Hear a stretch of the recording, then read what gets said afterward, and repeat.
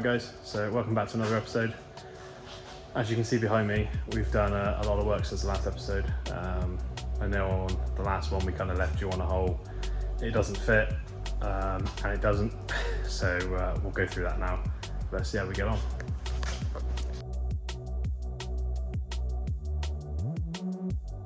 So we've got the engine back on the floor.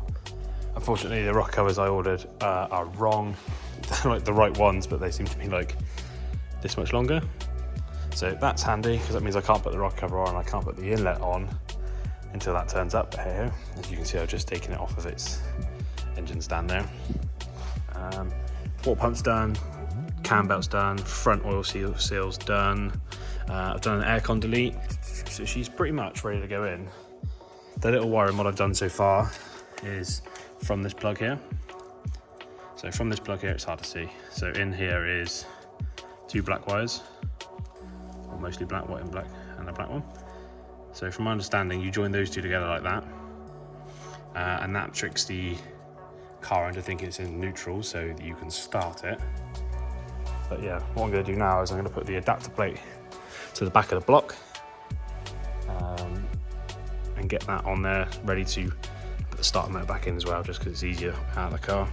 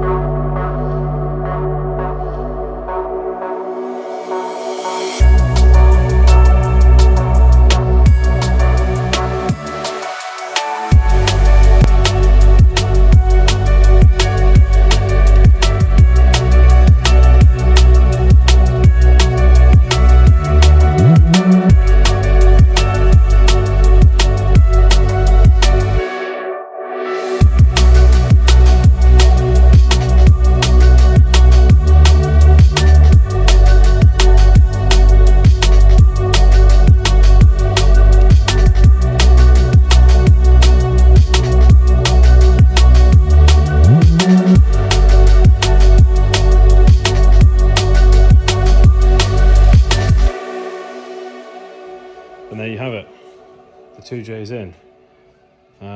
Went in all right.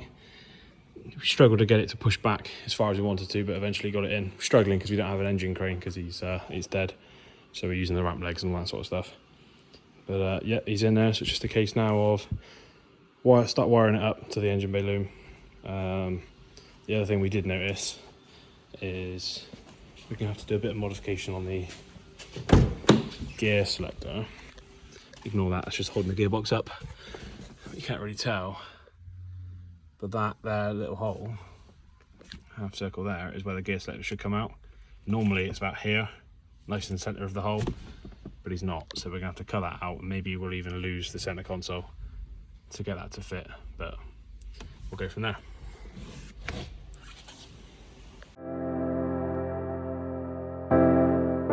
Right, so we've got the rad in, just placed in place at the moment, just to see where the fans are. So we are using the PCM adapter, not to slate anyone off, because it does do what it says it does. However, PCM sell this kit, so basically the kit is for this engine and to put an IS300 engine onto a J160 box. However, nowhere does it state that it will fit in a car. So they sell these kits to try and get you to buy them, and they share them on all the Lexus pages, but they don't fit in a Lexus. So I was pouring through forums, Facebook posts, all sorts of stuff, trying to figure out where and how I do this and how I get it mounted. Luckily, my man Jason Lake came through and gave me a rang from God knows from the other side of the country and told me how he'd done his, and saved me really. So we've already done it, and I haven't recorded it because we didn't really know what I was doing at the time, so I didn't want to bore you with all that. So we had to set the engine back out again, and what we've done is we've changed these metal mounts left to right. So how they would have come standard, we swapped them over. What we've also done is this is a IS200 rubber mount with a bit of a modification here, because you've got to basically cut down a bit so you get the threads.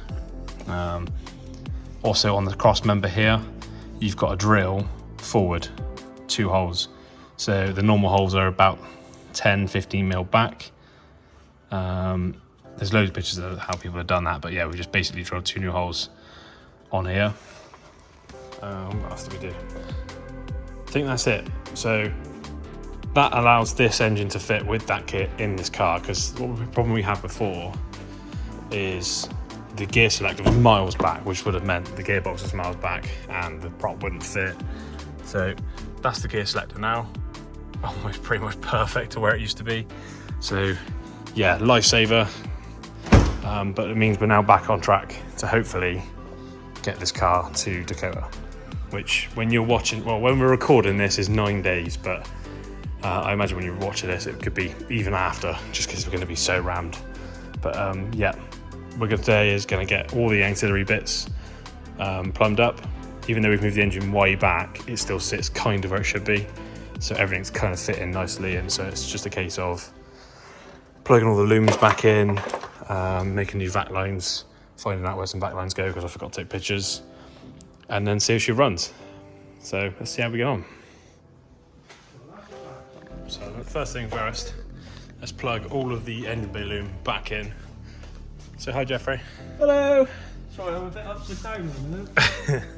So hopefully all this will match up lovely, and then that's the wiring done inside here, and then we just got to check if it's going to start or not.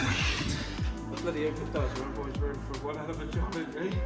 Yeah, I don't want to change interior loom. I really don't. This is hard enough as it is. If it's interior loom, I don't think we're going to get it done in time. But well, there's no faith. Yeah, it's faith. Right. So we think we've got everything underneath pretty much good to go. Let me spin you around. So clutch line, we're not going to worry about that for a minute. Fuel line's in this one here. That's our vac pipe for fuel tank. Earth's on. We've rerouted that and put it right on the starter bolt, just so he has a better go. What else have we done? Got a few mods for the gearbox wiring to do, which is this here. But apparently you can do that up at the ECU, so if we can, I'll cut that off or hide it, do something with it. What else have we done, Sam? Mounts. Yeah, engine mounts are in. As you can see through here, it's a bit bait, but that will have to do for a minute. And then once I can get a proper mount made, we'll change the subframe over again. But we're almost there. So literally battery wiring and a few other bits and bobs, and hopefully we can start it. Yay. Yay. Getting there. Exciting stuff. Oh, oil. Got to put oil in it. Oh yes. We put gearbox oil in already, but we need to put engine oil in. 5.5 litres of Her Majesty's finest. Yeah, boy. Right, so we got oil in. I've unplugged what I think is the crank sensor, so hopefully it won't fire up straight away. We'll just get some pressure, oil pressure around before we fire them up for good. It's been sat for a little while, empty.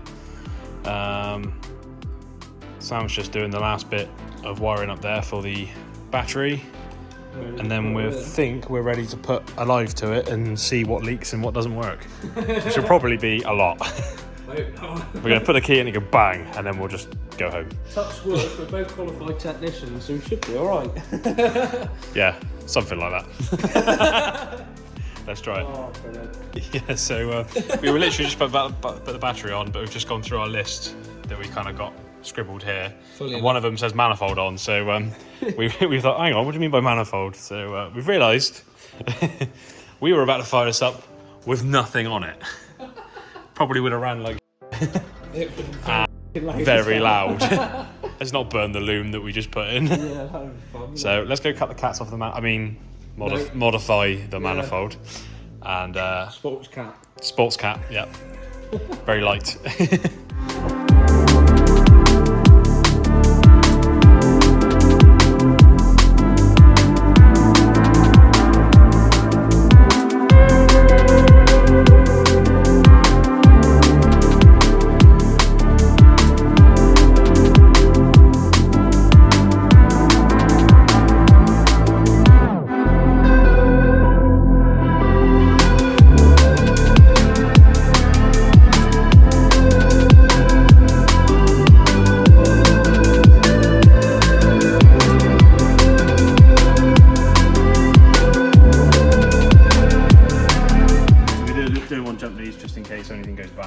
So we've got the jump leads there, which run up to the terminals, which we've got placed here just for emergency purposes.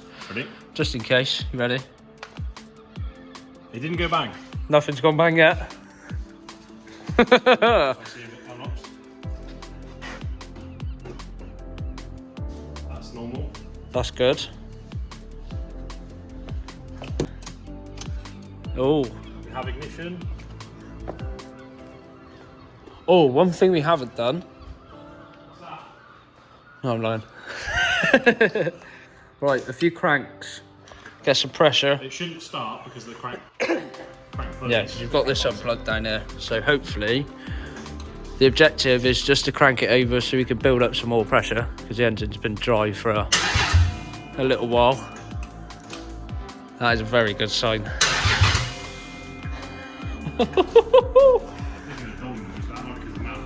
Yeah. Right, let's just spin him over for a bit and see. Yep, go on.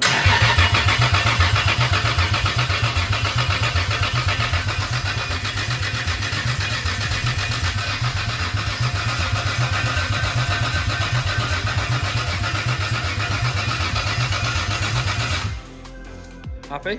Turns over.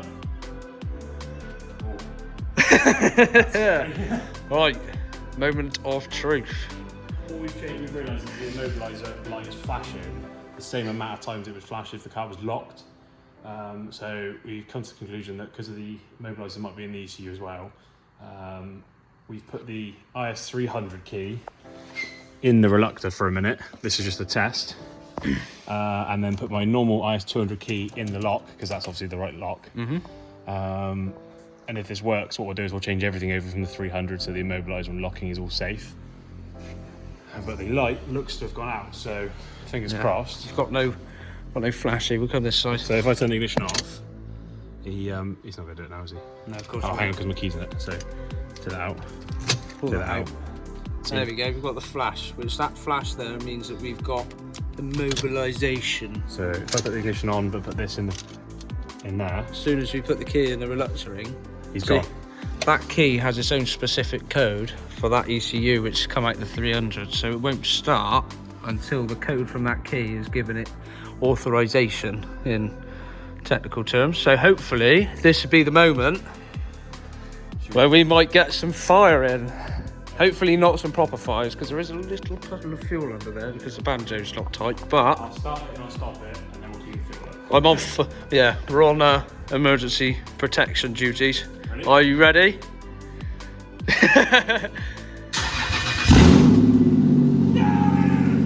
Come on! Yes! Go on, give it. Oh, I was expecting you to give it a little rev. Here we go. Come on, baby!